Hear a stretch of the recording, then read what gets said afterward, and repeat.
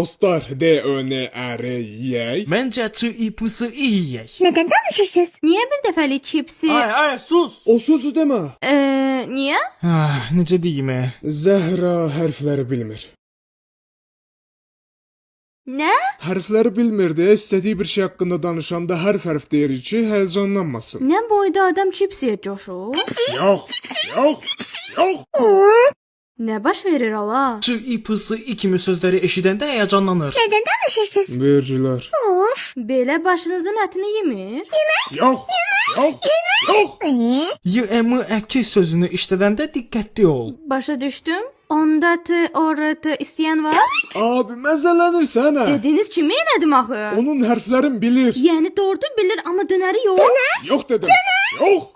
Yox. Pay dede. Əsəbləşməyə başladı. U vaxtıdır. He. Y, U, X, U nədir?